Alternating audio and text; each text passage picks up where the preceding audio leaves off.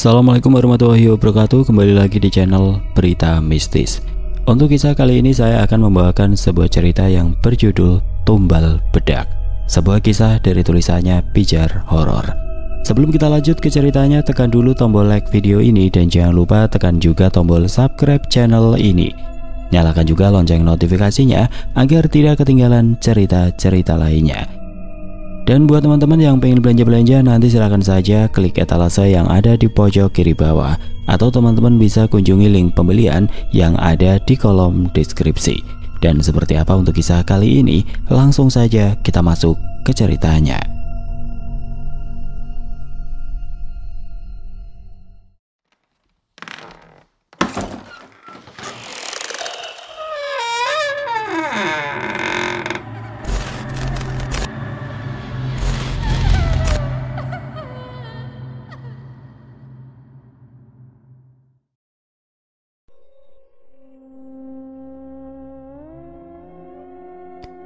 Aisyah, nanti malam jangan lupa tutup pintu dapur rapat-rapat. Jangan biarkan angin masuk. Suara Lena jelita menggema dari ruang tamu yang dipenuhi aroma bunga melati. Tangannya sibuk menyisir rambut panjangnya yang terurai di depan cermin besar. Iya Bu Lena, jawab Aisyah pelan, menunduk sopan. Kalau dengar suara-suara abaikan. Lena menoleh cepat, sorot matanya tajam ke arah Aisyah. Tampak senyum samar di sudut bibirnya yang merah. Aisyah menelan ludah. Suara apa Bu? Lena hanya tersenyum. Suara serigala. Hah? Aisyah terkejut. Ia ketakutan.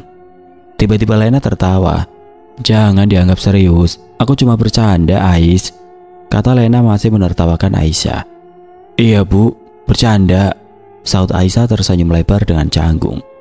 Rumah sebesar itu hanya ada 4 orang saja di dalamnya. Lena, Aisyah, supir dan Bik Rati. Kamar Aisyah berada di dekat dapur, kecil, sempit, tanpa jendela. Hanya satu ranjang tipis dan lemari tua yang pintunya mengelupas. Lampunya redup dan sering berkedip seperti menahan nafas. Saat malam tiba, Aisyah menyandarkan tubuhnya yang lelah di kasur. Hatinya masih berdebar oleh suasana rumah yang asing. Tapi dia mencoba mengingat ibunya terbaring sakit di kampung. Berharap banyak dari pekerjaan Aisyah ini. Belum sempat matanya terpejam, krek, lemari di pojok kamar bergoyang pelan. Aisyah membuka mata, jantungnya berdebar keras. Tidak ada angin, bahkan jendela tertutup, kipas juga tidak menyala. Krek, krek. Lemari itu bergerak lagi. Jantung Aisyah berdebar cepat, pandangannya tidak berkedip ke arah lemari itu. Dia duduk perlahan, kemudian Bismillahirrahmanirrahim, bisiknya. Langkahnya pelan mendekati lemari. Tangannya gemetar meraih gagang kayu tua yang mulai lapuk. Saat ia buka perlahan, hanya pakaian-pakaian miliknya tergantung rapi. Tatapannya tertuju pada dasar lemari. Ada satu benda kecil berbentuk bulat dan gepeng. Benda itu bukan miliknya. Bedak siapa ini? Kotak kecil dari kayu jati, ukirannya kuno, bentuknya unik tapi sedikit aneh. Wangi melati. Aisyah memegangnya ringan, tapi terasa dingin di tangan. Apa ini milik Bu Lena? Ia letakkan di atas meja kecil. Besok aku tanya deh. Tiba-tiba terdengar suara tangisan, pelan dan parau seperti perempuan kesakitan, jauh di dalam dinding. Aisyah menoleh ke pintu kamar. Suara itu datang dari belakang rumah. Langkah ragu Aisyah membuka pintu dapur. Gelap, tidak terlalu terang. Pencahayaannya remang-remang. Rupanya ada sumur di pojok halaman belakang. Tangisan itu masih terdengar. Semakin dekat tapi tidak terlihat siapapun. Aisyah memincingkan matanya. Ia melihat seorang perempuan berdiri di dekat sumur. Kepalanya menunduk. Rambutnya panjang menutupi wajahnya. Bu Lena? Aisyah mencoba bersuara. Bayangan itu diam, perlahan mengangkat kepala. Wajahnya rusak berdarah, kulitnya seperti melepuh, matanya kosong, mulutnya sobek hingga ke pipi. Aisyah gemetar, keringat dingin bercucuran, bibirnya bergetar. Suaranya tercekik. Sosok perempuan itu bergerak. Satu langkah ke depan, Aisyah memejamkan matanya, takut. Tapi suara tangisan itu hilang, berubah menjadi tepukan di bahunya. Aisyah! Aisyah mengenali suara itu. Ia segera menoleh. Bik Rati? Sebut Aisyah memeluknya sambil menangis. Kenapa kau nangis? Aisyah takut, Bi. Kita masuk dulu, lebih baik ceritakan di dalam saja.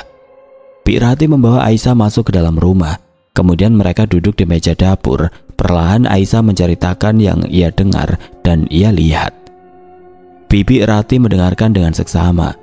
Ia menghela nafas lalu berkata, "Di sini tidak ada apa-apa kok. Mungkin itu cuma halusinasimu saja. Sekarang sudah larut malam. Sebaiknya kamu tidur biar tidak kesiangan." "Iya, Bi." Aisyah berjalan menuju kamarnya. Kemudian Bi Rati sebelum masuk kamarnya memanggil Aisyah. "Aisyah, jangan lupa berdoa." Aisyah mengangguk pelan kemudian masuk kamar. Bi Rati tampak sedih menatap Aisyah. Pagi harinya Aisyah berdiri di dapur dengan tangan gemetar saat menyeduh teh. Lena masuk mengenakan kimono merah dan kacamata hitam meski masih pagi. "Kamu kurang tidur?" tanyanya memicingkan mata. Tidak, Bu, saya tidur lelap kok, Bu." Lena tersenyum. "Kalau sudah terbiasa, kau akan bisa tidur nyenyak. Rumah ini memang agak sepi." Lena duduk di meja makan dan menyeka bibirnya dengan tisu, meski belum makan apa-apa. "Bu Lena," Aisyah mencoba berbicara. "Semalam saya lihat seorang perempuan," kata Aisyah menggantung. "Apa kau buka kotak kayu di lemari?" potong Lena cepat. Aisyah terdiam. "Saya cuma lihat, saya taruh di meja." Lena berdiri, cepat, suaranya berubah datar. "Jangan sentuh lagi, itu bukan milikmu." "Maaf, Bu." Lena menoleh perlahan, senyum kecil tersungging, tapi matanya tidak ikut tersenyum. "Itu hanya bedak lama, kenangan masa lalu, tidak usah dipikirkan." Malam kedua lebih dingin dari sebelumnya. Aisyah menggigil di bawah selimut tipis. Lemari tua itu tidak lagi bergerak, tapi kotak bedak masih di tempat yang sama di atas meja. Suara tangisan kembali terdengar, kali ini lebih dekat. Ada suara kaki diseret mengikuti isaknya. Aisyah menutup telinga, bibirnya tidak lepas meminta perlindungan dari Allah. Tok tok. Suara ketukan di pintu kamarnya, perlahan seperti kuku mengetuk kayu. "Siapa?" Tidak ada jawaban, tapi ketukan terus berlanjut. Aisyah mendekat, tangannya gemetar membuka pintu. Tidak ada siapapun di luar, tapi ada jejak, hanya jejak kaki basah. Air berwarna merah kecoklatan. Aisyah mengikuti jejak itu hingga ke ruang tamu. Di sana ia melihat Lena sedang berdiri di depan cermin, menatap pantulan dirinya tapi tidak bergerak. Aisyah menahan nafas. "Bu Lena?" Lena tetap menatap cermin, tidak berkedip, tidak menjawab. "Ibu lagi apa?" Perempuan itu perlahan berbicara tapi suaranya bukan suara Lena. "Dia belum cukup. Kita butuh yang lebih muda. Darahnya masih segar." Aisyah mundur, tubuhnya kaku. Lena tiba-tiba menoleh, matanya merah, bibirnya pucat, tapi kali ini wajahnya benar-benar Lena. "Ada apa kau di sini malam-malam?" tanyanya lembut. "Saya dengar suara jadi saya lihat." Lena tersenyum. "Kau gadis yang baik." Tangannya menyentuh pipi Aisyah. "Tidurlah, kau akan terbiasa." Di kamar Aisyah kembali berdoa sambil menyembunyikan kotak bedak di bawah bantal. Sosok perempuan berwajah rusak itu muncul lagi, kali ini lebih dekat. Berdiri di samping tempat tidurnya, dia menangis, lalu berkata dalam bisikan parau, "Lari, pergi, jauhi dia." Tubuh Aisyah gemetar hebat, detak jantungnya tidak beraturan. Wajahnya memucat. Keringat bercucuran, bibirnya bergetar dengan nafas tersegal-segal. Dia ingin teriak tapi lidahnya keluh, hatinya berkata, "Tolong aku." Sosok itu merayap di atas tempat tidur dan jerit Aisyah, kemudian tidak sadarkan diri. "Apa kamu nyentuh gudang belakang, Aisyah?" Suara Lena datar, tidak naik, tidak turun. Ada sesuatu di balik tenangnya, tatapannya curiga. Aisyah menunduk. "Tadi pagi saya cuma lewat, Bu. Bau bangkai nyengat banget. Saya kira ada tikus mati." "Tikus?" Lena mendekat. Wajahnya manis, tapi matanya menajam. "Gudang itu bukan urusanmu. Kau kerja di dalam rumah, bukan ngubek-ngubek halaman belakang." "Saya cuma ingin membersihkannya, Bu. Maaf." Lena menghela nafas, senyumnya kembali mengembang, tapi sorot matanya sinis. "Tidak usah dibersihkan, nanti hilang sendiri. Aisyah, saranku, kau jangan serba penasaran, sebab nanti bisa cepat mati." Jangan dibiasakan ya. Malam keempat Aisyah menginap di rumah Lena. Aisyah sendirian di dapur, menyekap piring, mencoba melupakan bau amis yang tertinggal di ujung hidungnya. Bau itu seperti darah basi bercampur tanah dan jamur. Dari sudut matanya ia melihat sesuatu meluncur dari langit-langit. Rambut hitam, panjang, menjuntai dari sela-sela plafon. Gemetar Aisyah melangkah pelan ke tengah ruangan. Rambut itu bergoyang pelan, seperti diayun angin, padahal semua jendela tertutup rapat. Ya Allah. Tiba-tiba rambut itu naik cepat, menghilang. Duk. Suara terdengar dari loteng di atas dapur, seperti seseorang melemparkan sesuatu berat. Aisyah memejamkan mata sejenak, jantungnya berpacu. Ia kembali ke kamar, menarik selimut hingga dagu. Aisyah memaksa matanya tertutup. Rasa kantuk tidak kunjung datang, malah bau tidak sedap menusuk hidungnya. Bau amis menyelinap dari celah pintu. Bau amis apa ini? Batinnya bertanya. Aisyah membuka mata. Lemari di pojok terbuka sedikit. Tidak seperti biasanya, celahnya memperlihatkan deretan baju perempuan. Banyak, beragam, ukuran, model, dan warna. Aisyah berdiri pelan, membuka lebar pintu lemari. 6 gaun berbeda. 1 gaun panjang, kaos perempuan, baju tidur, warna pink, rok pendek, 1 baju SMA dan celana levis pendek perempuan. Ini bukan bajuku. Di balik pakaian-pakaian itu tergantung samar di dinding kayu belakang. Ada sebuah paku berkarat. Di ujungnya foto wajah perempuan, setengah hangus, disematkan dengan paku kecil. Aisyah mundur, dadanya sesak, mulutnya kering. Malam itu ia berada di halaman belakang dengan tanah basah. Dari dalam sumur 6 sosok perempuan merayap keluar dari dalam sumur. Wajah mereka meleleh, terkelupas, berdarah, dan yang lebih mengerikan, daging di wajah pada 6 perempuan itu rontok berjatuhan karena jari mereka mencakar-cakar wajahnya. Satu di antaranya berbisik, "Kamu yang berikutnya." Yang lain menyusul, suara mereka serempak seperti lolongan. "Kamu yang ketujuh, segera lari." Aisyah berteriak keras dan terbangun dengan nafas tersegal-segal. Keringat bercucuran membasahi pakaiannya. Ternyata mimpi, tapi seperti nyata, mengerikan. Dia meraih gelas di atas nakas yang berada di sebelah tempat tidurnya. Bismillah, kemudian meminumnya. Air putih di dalam gelas itu sampai habis tidak tersisa. Alhamdulillah ya Allah, cuma mimpi. Pagi pun tiba. Aisyah duduk di pojok dapur, tangan gemetar memegang gelas teh. Lena datang dengan gaun sutra biru, wangi melati mengikutinya. "Sayang, kamu pucat sekali, sakit." Aisyah hanya menggeleng. "Kalau kamu mau pulang, aku tidak bisa menahan. Tapi ibumu bagaimana?" Aisyah menoleh. Lena menyodorkan amplop coklat tipis. "Ibumu, aku sudah kirim ke rumah sakit di kota. Semua biaya ditanggung." Aisyah membuka amplop itu, ada bukti transfer. Jumlahnya cukup untuk operasi ibunya. "Kenapa Bu Lena baik sekali?" Suaranya nyaris tidak terdengar. Lena menatap lama. "Karena kamu berhak mendapatkan itu," jawab Lena tersenyum penuh arti. "Berhak? Maksud Bu Lena apa?" "Maksudku, kamu anak baik. Anak yang baik itu berhak mendapatkan yang terbaik." Aisyah merasa setiap kata yang keluar dari mulut majikannya penuh arti dan maksud.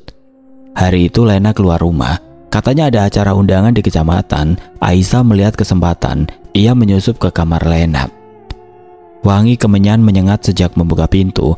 Kamar itu penuh kaca, riasan, dan koleksi parfum. Tapi yang menarik perhatian Aisyah adalah meja rias di pojok, tertutup kain beludru ungu. Dia membuka kain itu perlahan. Di atas meja ada wadah tembaga tua, berisi bedak berwarna emas mengkilap. Harumnya manis, tapi saat disentuh bedak itu dingin seperti batu nisan. Di bawah wadah itu tertata rapi selembar kertas, 6 nama, masing-masing disertai foto. Wajah mereka adalah wajah perempuan di mimpi Aisyah. Sinta 18 tahun, biduan kampung. Dira 20 tahun, suster rumah sakit. Novi 16 tahun, siswi SMK. Mirna 17 tahun, biduan kampung. Sinta 18 tahun, pegawai toko. Dewi 15 tahun, anak Bi Rati. Di bawah daftar itu nomor 7, kosong. Aisyah tidak bisa bernafas. Tangannya menggenggam spray tempat tidur Lena yang terlipat. Tiba-tiba ia menemukan kertas kecil berwarna kuning dengan tulisan bedak pemikat. Bacaan dengan tulisan tangan yang sudah lama terlihat tintanya mengeblur. Tulisan itu berbahasa Jawa halus dengan tulisan Jawa. Aisyah anak milenial tentu tidak tahu artinya. Kertas itu baunya aneh. Aisyah hampir muntah. Dia mundur, menabrak meja rias dan cermin bergoyang. Tiba-tiba Lena berdiri di pintu. Wajahnya sinis dengan senyum yang sama. "Aku titip kamar sebentar. Kamu gerak cepat mau ngabrik seperti maling." "Bu Lena, saya cuma bersih-bersih." "Bohong." Pelan tapi dalam, Aisyah tercekat. Wajahnya memucat, ujung jarinya memilin roknya. Lena melangkah masuk, suaranya tetap lembut. "Kau lihat daftar itu?" Aisyah tidak menjawab. Wajahnya tegang, tubuhnya gemetar. "Kau tahu kenapa ibumu tiba-tiba dapat bantuan rumah sakit? Karena aku memilihmu." Aisyah lari ke kamar mengunci pintu. Dari dalam lemari, baju-baju perempuan lain seperti menatapnya, seperti berbisik menunggu. Ada suara bisikan dari dalam lemari. "Lari." Di luar kamar Lena berkata pelan, "Tidak perlu takut sayang. Kalau kau ikhlas, semua akan lebih mudah." Malam pun datang. Aisyah tidak bisa keluar. Pintu kamar dikunci dari luar. Aisyah menggedor-gedor pintu memanggil Bi Rati. "Bi Rati, tolong aku." Bayangan rambut dari langit-langit kembali menjuntai, tapi kali ini menyentuh bahunya. Dia turun perlahan, tapi kali ini tidak dengan wajah yang menakutkan. Aisyah mengenali wajah itu seperti di foto. Samar Aisyah menyebutkan namanya. "Sinta." Sosok gadis remaja itu tersenyum dan berkata dengan bisikan, "Lari, jauhi tempat ini, selamatkan ibumu." Aisyah mengangguk, kemudian Sinta menggerakkan tangannya. Pintu terbuka keras. Brak, lari, lari. Aisyah bergegas keluar dari kamarnya, akan berlari. Tapi dia teringat dengan Bi Rati yang selama ini baik padanya. Aisyah berbalik arah, ia bergegas melangkah menuju kamar Bi Rati. "Tok tok tok, Bi Rati, buka pintunya." Bi Rati membuka pintu dan tampak bingung melihat kondisi Aisyah yang berantakan. "Aisyah, ada apa?" tanya Bi Rati panik. "Bi Rati, kita harus keluar dari rumah ini." "Kenapa? Ada apa Aisyah?" "Nanti saja aku beritahu, Bi. Sekarang kita harus keluar dari sini." Bi Rati mengangguk pelan. "Ayo Ais, kita keluar dari rumah ini." Aisyah menggandeng tangan Bi Rati. Ia segera membawa keluar Bi Rati. Bagaimana caranya mereka harus keluar dari rumah ini, pikir Aisyah. Sesampainya di ruang tamu, semua jendela terkunci otomatis. Begitu juga pintu. Tapi Aisyah tidak kehilangan akal. Dia membuka peniti yang ada pada hijabnya, lalu meluruskannya, kemudian mulai membuka pintu itu. Kunci terbuka. Akan tetapi tiba-tiba dari arah belakang, Aisyah ada yang memukul, pandangannya kabur, namun ia sempat membalikkan badannya dan melihat yang memukulnya ternyata Bi Rati. Perempuan tua itu tersenyum dingin dengan kayu baseball di tangannya. "Bi Rati," kata Aisyah lalu tidak sadarkan diri. Keesokan paginya Aisyah terbangun dengan kepala agak sakit. Dia memegangi kepalanya. "Aduh, sakit sekali." Kemudian Aisyah melihat sekeliling ruangan. Aku masih di kamar." Bi Rati datang dengan membawakan teh hangat. "Kau sudah bangun Aisyah?" tanya Bi Rati. Aisyah terdiam sejenak. Ia mengingat kejadian semalam. Aisyah menatap tajam Bi Rati. "Kenapa Bibi lakukan ini padaku? Padahal selangkah lagi kita keluar dari tempat ini." "Maafkan Bibi. Bibi terpaksa melakukannya karena Bibi tidak ingin Aisyah keluar malam hari karena bahaya. Di luar sana ada sosok siluman yang menarik jiwa perawan. Bibi tidak mau kamu bernasib sama dengan Dewi anak Bibi." Aisyah mengernyitkan dahinya heran. Berarti selama ini Bibi Rati tidak tahu kalau anaknya ada di sumur belakang rumah. Aisyah menarik nafas berat. "Bi Rati lihat sendiri?" "Tidak."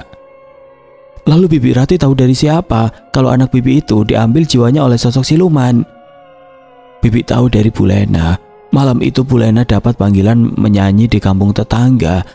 Dewi diminta Bu Lena menemaninya, tapi saat pulang, Bu Lena sendirian. Dia datang dengan menangis. Bu Lena bilang Dewi dibawa sosok siluman." Bibi Rati percaya. Bibi Rati mengangguk lemah. "Bibi Rati, jawab dengan jujur, apa pernah Bibi mendengar tangisan sekali saja di rumah ini?" "Shh, jangan bicarakan dia, itu tangisan sosok siluman itu." Aisyah terdiam sejenak. Ia berpikir cara memberitahu Bibi Rati yang sudah dicuci otaknya. Bibi tahu kalau tangisan itu bukan tangisan sosok siluman, tapi tangisan Dewi, anak Bibi. Dewi? Di mana Dewi? Tenang Bi, Aisyah akan beritahu, tapi janji Bi Rati jangan nangis atau histeris karena nanti Bu Lena curiga. Ya, Bibi Rati janji. Aisyah bangkit dari tempat tidurnya. Mereka berdua berjalan ke arah dapur, kemudian membuka pintu dapur. Aisyah menuntun Bibi Rati menuju sumur. Bibi pernah buka tutup sumur ini? Tidak pernah. Bibi takut dimarahi Bu Lena. Aisyah menggeser tutup sumur. Bau busuk menyengat. Sementara wajah Bi Rati tegang. Dia menoleh ke pintu dapur, takut Bu Lena tiba-tiba datang. Sumur sudah dibuka.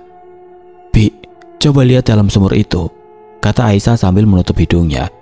Bi Rati melongokkan kepalanya melihat ke dalam sumur.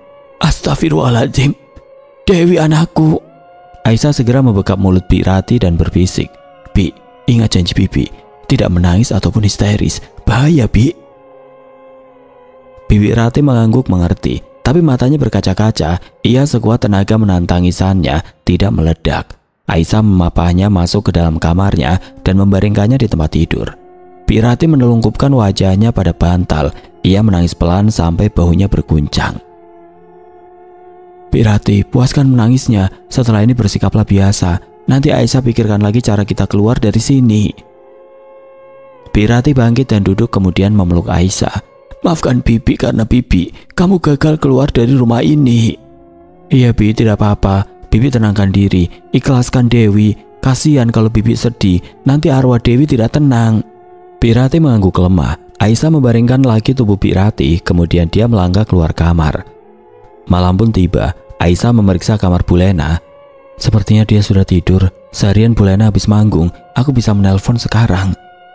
Aisyah bergegas berjalan ke kamarnya. Pintu kamar langsung dikuncinya. Ia mengambil ponselnya di dalam laci nakas. Aisyah dengan tangan sedikit gemetar menelpon Ustadz Hidayat. Pak Ustadz, ini saya Aisyah, anaknya Bu Ina, masih ingat? Suara Aisyah lirih, penuh tekanan, bergetar di antara bisikan angin malam. Subhanallah, Aisyah, kamu di mana nak? Suara berat dan lembut itu menjawab cepat. Kok nelpon tengah malam begini? Saya kerja jadi pembantu di rumah Bu Lena Jelita, Ustadz. Tapi ada yang tidak beres, saya takut. Sabar, ceritakan pelan-pelan. Aisyah menarik nafas panjang. Suaranya mulai gemetar. Saya lihat banyak hal aneh. Rambut keluar dari plafon, suara-suara perempuan menangis. Bahkan saya mimpi buruk terus setiap malam, Ustadz. Ada 6 perempuan wajahnya hancur. Mereka bilang saya yang ketujuh. Hening sebentar dari seberang. Kamu bilang Lena Jelita? Tanya Ustadz Hidayat kemudian. Iya, yang sering tampil di TV lokal itu. Dia seorang penyanyi. Ustadz menghela nafas berat. Innalillahi. Aisyah, kamu harus hati-hati. Sepertinya majikanmu pakai media penglaris dan pengasihan dengan tumbal. Ah? Aisyah tercekat. Jadi dia melakukannya. Kecurigaanku ternyata benar, batinnya berkata. Pak Ustadz melanjutkan bicaranya. Kalau benar dia sudah tumbalkan 6 perempuan, kau harus hati-hati Aisyah. Kemungkinan dia mengincarmu. Apa yang harus aku lakukan, Ustadz? Minta perlindungan pada Zat Maha Pelindung. Pagi harinya Lena muncul di dapur dengan wajah bersinar terang. Rambutnya diikat rapi, kulitnya putih berkilau seperti porselin. Bibirnya merah alami tanpa lipstik. Lihat Aisyah, acaraku di TV disambung ke stasiun nasional minggu depan, katanya girang sambil menyodorkan majalah lokal. Sampulnya foto Lena dengan judul Rahasia Awet Muda Sang Diva Kampung. Aisyah memaksa tersenyum. Iya Bu, selamat. Kau tahu rahasianya? Lena menatapnya dengan mata menyipit. Tidak cukup hanya makan sehat dan... Ia berhenti, lalu tertawa kecil.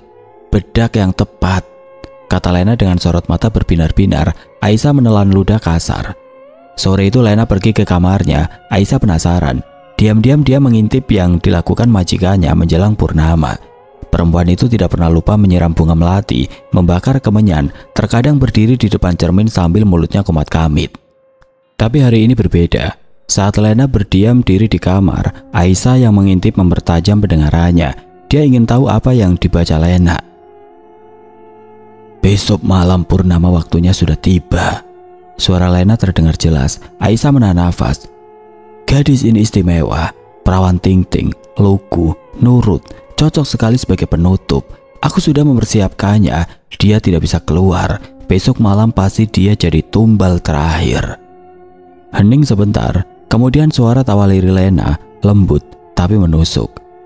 Setelah ini, kekuatan bedak ini akan abadi, kecantikanku akan abadi. Tidak ada perempuan lain yang lebih cantik dari aku. Semua lelaki kaya raya akan tunduk padaku.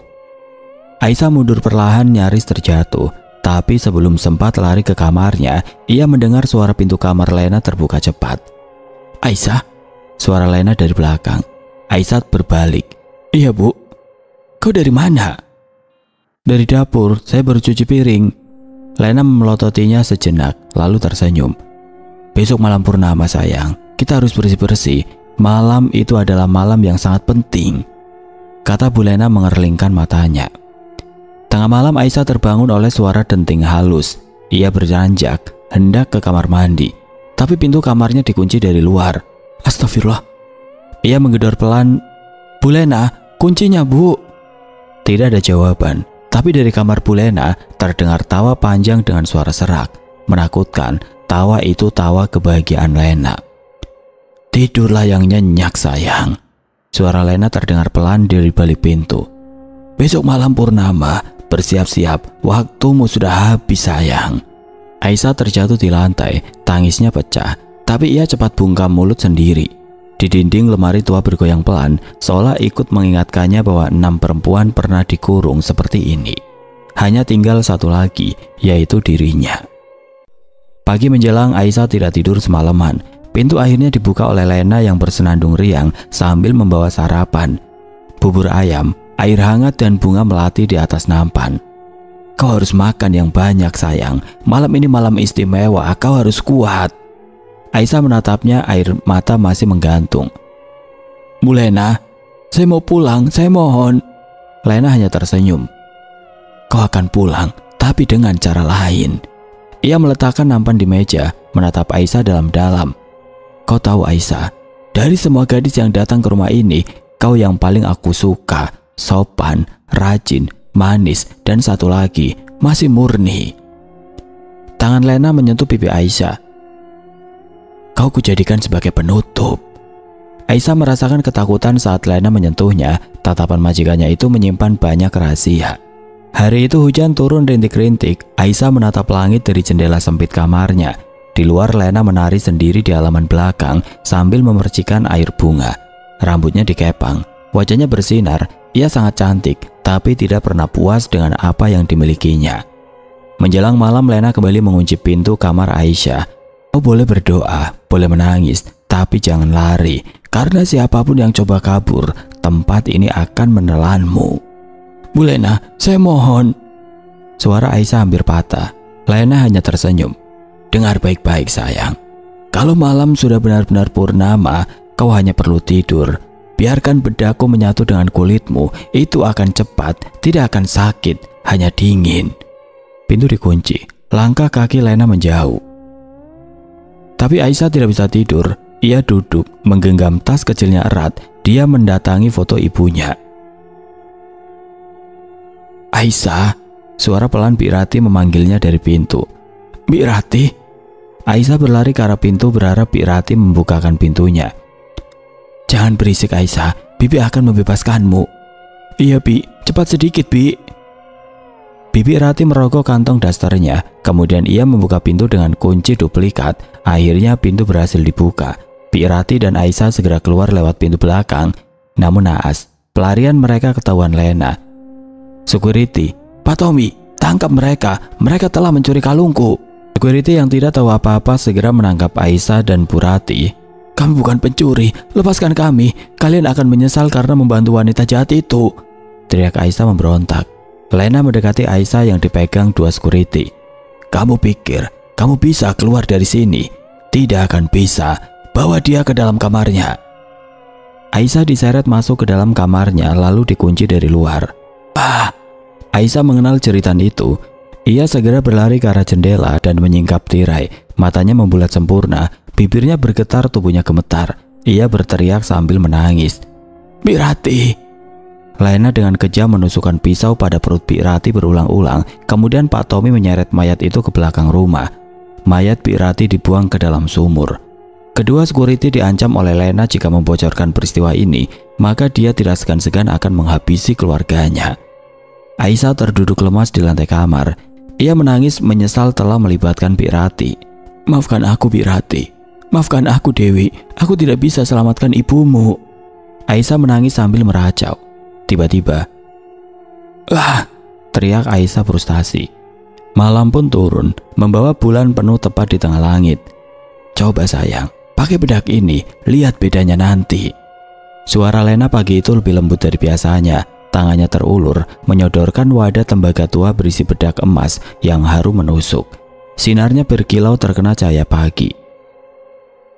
Aisyah menatapnya sinis. Ia duduk di meja rias sederhana dengan cermin kecil dan sebotol bedak bayi di sampingnya. "Ini bedaknya Bu Lena."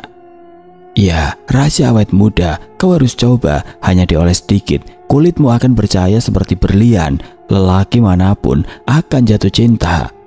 Lena tersenyum lebar, terlalu lebar. "Aku tidak mau." Lena memegang dagu Aisyah kasar, matanya mendelik.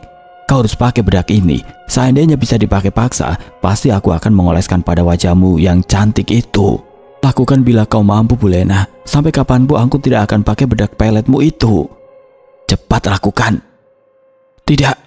Mata Aisyah menatap tajam Bu Lena. Tiba-tiba Lena mengeluarkan kalung lalu digantung depan wajah Aisyah. Liontin itu bergerak ke kanan ke kiri. Bola mata Aisyah mengikuti gerak liontin itu. Kemudian, "Pakai bedak itu sayang," kata Lena pelan. Aisyah memandang wadah itu. Ada desakan halus di dadanya. Ia buka perlahan tutupnya. Aromanya wangi melati bercampur bau kemenyan menusuk hidung Aisyah. Dia angkat jari hendak menyentuh bedaknya. Nyaris tanpa sadar, tiba-tiba bibir Aisyah mengucap pelan, "Bismillahirrahmanirrahim." Sedetik kemudian bedak itu berubah. Di hadapan matanya warna emas memudar menjadi abu kelam. Dari dalamnya muncul ulat-ulat putih menggeliat keluar dari gumpalan tanah hitam yang lembab dan amis. Beberapa jatuh ke meja, menggeliat, merayap. Aisyah tersentak mundur. "Astagfirullah." Wadah itu jatuh ke lantai terbuka, isinya tumpah. Ulat-ulat merayap ke arah kaki Lena, tapi perempuan itu terpaku, matanya membelalak, wajahnya sejenak kosong. "Apa yang kau lakukan?" Tangannya gemetar. "Kau baca apa? Kau baca nama itu?" Aisyah mundur, air mata hampir jatuh karena ngeri dan jijik. "Itu bukan bedak, itu tanah kuburan." Lena menutup wajahnya cepat-cepat, menyembunyikannya di bawah taplak, matanya liar, suaranya bergetar menahan panik. "Bodoh, seharusnya tidak membacakan itu." Plak. Tamparan keras mendarat di wajah Aisyah dan tubuhnya didorong keras. Gadis itu terjatuh, kepalanya terbentur tembok. Ia meringis kesakitan. "Gara-gara kau ucapkan bacaan itu, kau gagal jadi tumbal penutup. Buktinya kau bangga hanya tumbal penutup. Itu perempuan istimewa." "Omong kosong," saut Aisyah dengan nada keras. Gagal gadis bodoh." Lena menonyor kepala Aisyah. "Setelah acaraku selesaikan, aku pastikan kau akan menyusul Bik Rati." Lena meludahi Aisyah kemudian berlalu begitu saja. Tangan Aisyah mengepal, wajahnya mengeras, tatapannya tajam, memandangi kepergian Lena jelita. Hari itu Lena gelisah. Ia mondar-mandir di ruang tamu, menelpon seseorang. Suaranya cepat dan tegang. "Bagaimana ini? Besok acara besar. Mana mungkin aku tampil dengan wajah penuh keriput? Tidak mungkin seorang Lena jelita harus tampil dengan wajah jelek. Tidak mungkin, sial." Lena marah-marah lalu membanting vas bunga. "Ini gara-gara gadis bodoh itu." Lena berjalan mondar-mandir lalu duduk kembali memegangi kepalanya. "Waktuku tinggal 1 malam lagi." Aisyah menolak. "Gadis itu tidak mau memakainya dengan sukarela. Aku butuh tumbal lain sekarang." Di luar suara truk panggung sudah terdengar. Sore ini Lena akan tampil di alun-alun, acara pesta rakyat, disponsori oleh produk kecantikan lokal yang juga disokong diam-diam olehnya. Aisyah hanya mengintip dari balik tirai, memeluk tubuhnya erat. Ia tahu satu hal, Lena sedang mencari tumbal pengganti. "Dia pasti mencari tumbal penggantiku. Aku harus selamatkan calon tumbal itu. Tapi bagaimana caranya aku keluar dari kamar ini?" gumam Aisyah. Sore menjelang malam Aisyah naik ke kursi. Ia naik ke plafon, tubuhnya yang ramping merayap di atas plafon sampai keluar rumah. Aisyah menggunakan tangga untuk melewati pagar. Akhirnya ia berhasil kabur. Sementara alun-alun penuh kerumunan, lampu warna-warni, suara MC, musik dangdut bertalu-talu. Lena muncul dari balik panggung dengan gaun glamor keemasan. Kulitnya masih bersinar, tapi matanya menyimpan keputusasaan. Aku pasti dapat tumbal pengganti. Lena mengedarkan pandangannya pada penonton. Sorot matanya yang tajam tertuju pada gadis belia yang sedang bergoyang. Akhirnya dia menemukan calon tumbal yang cocok. Sepertinya yang memakai kaos pink dan celana jeans itu masih perawan. Lena mendatangi MC lalu berbisik, "Aku ingin kasih giveaway bedak untuk penontonku." "Oke, yang mana, Len?" tanya MC. "Yang itu, yang pakai bandana. Aku suka gayanya, cantik dan smart." Ia menunjuk seorang gadis penonton yang tersenyum lebar di barisan depan. Lena turun dari panggung dan mendekat. "Siapa nama kamu?" "Henny, Kak," jawabnya berbinar-binar. "Karena kamu cantik, smart dan kamu berhak dapat giveaway dari aku." "Asik," teriak Henny kegirangan. Lena tersenyum lebar dipaksakan. "Nak cantik, hari ini adalah hari terakhir kamu bisa tersenyum bahagia." Dalam hati Lena berkata. Sudut bibirnya tersenyum sinis. Lena menyodorkan wadah bedak kecil versi travel. Isinya serbuk emas sama seperti sebelumnya. "Pakai ini ya, kulitmu bakal kayak artis Korea." Gadis itu tersenyum senang, mengangguk dan menerima. Lena kembali ke panggung. Musik berdentum. Ia menyanyi seperti biasa. Pandangannya tertuju pada Henny yang asik bergoyang tanpa menunjukkan tanda-tanda gatal pada wajahnya. Tiba-tiba Lena merasakan sedikit gatal pada wajahnya. Dia mengusap pelipis. Mungkin debu. Tapi gatalnya makin menjadi. Ia garuk lehernya, garuk lagi pipinya. Kuku-kukunya mulai meninggalkan bekas merah. "Saudara-saudara, selamat." Suaranya gemetar. Penonton mulai berbisik. Wajah Lena terlihat memerah, kulitnya mulai melepuh dari pipi hingga ke dagu. Ia berhenti menyanyi karena rasa gatal di wajahnya. Seperti ratusan ulat bulu menempel pada wajahnya. Gatal sekali. Lena seperti orang kesetanan, ia menggaruk kasar wajahnya sampai berdarah-darah, tapi dia tidak bisa menghentikan gerakan tangannya. "Gatal, wajahku, wah." Lena berlari ke kursi, di situ ada garpu bekas makan. Ia meraih garpu itu dan menggaruk wajahnya hingga daging-daging berjatuhan ke bawah. Darah mengalir deras ke gaun emas yang dipakainya. "Buka!" Lena menjerit tapi tidak ada yang tahu kenapa. Ia menggaruk wajahnya terus, lebih keras, dagingnya tercabik, darah mengalir dari pipi ke leher. Penonton berteriak, ada yang pingsan, ada yang lari ketakutan. Tiba-tiba dalam pandangan Lena, para penonton berubah menjadi sosok korban tumbal yang ingin membalaskan dendam. Mereka mendekat, semakin dekat, bahkan mengerumuni Lena. Lena kalap dan berteriak keras, "Jangan dekati aku." Dia berlari mengacak-ngacak rambutnya. "Kalian sudah mati, pergi." Lena mengangkat kursi melemparkannya ke ruang hampa. "Jauh dari aku, pergi."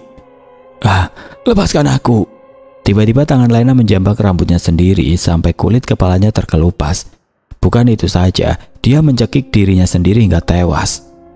Tubuh Lena roboh bersimbah darah. Ia mengembuskan nafas terakhirnya dengan bola mata melotot. Di sisa terakhirnya tidak ada yang mau mendekat. Semua menjauh ngeri. Bahkan ada yang pingsan karena tidak sanggup melihat kengerian itu. Aisyah menyaksikan dari kejauhan, tidak berani mendekat. Malam itu alun-alun pecah oleh suara jeritan. Penonton berhamburan, sebagian pingsan, sebagian berteriak ketakutan. Di tengah panggung, Lena jelita menggelepar dengan wajah robek, berdarah. Gaun indahnya berlumur cairan merah darah. Aisyah menyaksikan dari balik gerobak makanan. Ia melihat gadis belia yang masih memegang bedak sama seperti milik Lena.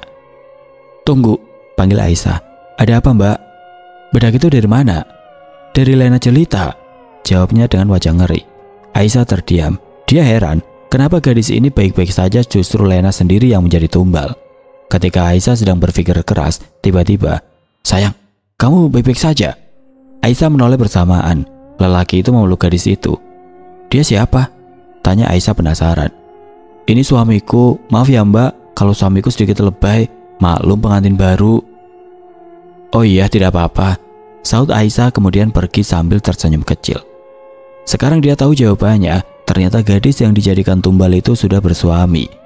Pantas berbalik pada Bu Lena, gumam Aisyah. Kerumunan mulai bubar. Aisyah lari menembus gang-gang sempit menuju rumah Lena, rumah besar di pinggir desa yang kini tidak lagi terlihat megah, tapi menyeramkan. Pintu gerbang terbuka, tidak ada security di sana. Pintu rumah terbuka lebar, tidak ada suara, hanya keheningan. Aisyah naik ke kamarnya mengambil tas kecil, pakaian dilipat cepat, diselipkan bersama Al-Quran kecil dan foto ibunya. Sebelum pergi langkahnya berhenti di depan meja rias Lena. Wadah emas itu masih di sana, bedak pelet yang dulu hampir menjeratnya. Di sebelahnya, catatan tua berisi daftar korban, nama-nama gadis desa yang tidak pernah pulang. Foto mereka menempel lusuh di halaman terakhir. Aisyah menahan nafas. Sudah cukup.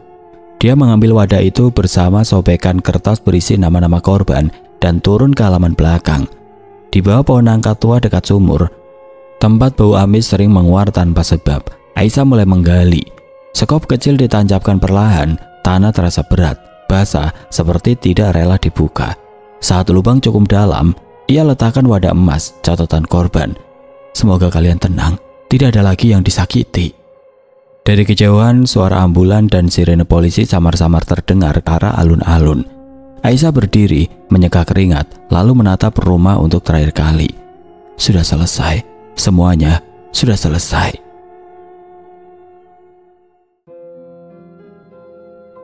Oke teman-teman, sekian untuk kisah kali ini. Bagaimana menurut kalian tentang kisah ini? Tulis komentar kalian di kolom komentar. Dan buat teman-teman yang baru bergabung, jangan lupa untuk like, komen, share, serta subscribe channel ini. Dan nantikan kisah-kisah horor berikutnya tetap di channel Berita Mistis. Wassalamualaikum warahmatullahi wabarakatuh.